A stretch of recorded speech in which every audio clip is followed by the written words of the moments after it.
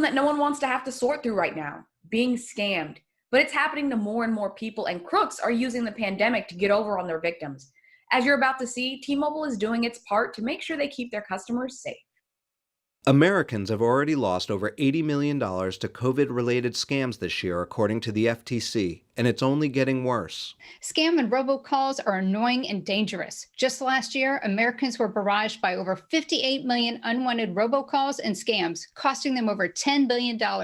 And between tax season and COVID, that number is growing fast. So it's important to use the latest tech to stay protected. To help combat the problem, T-Mobile launched Scam Shield, new free tools to protect T-Mobile, Metro by T-Mobile, and Sprint customers.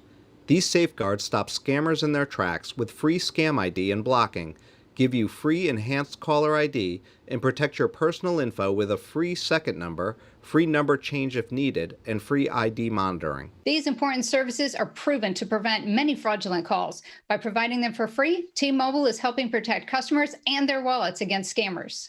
For more information, visit T-Mobile.com.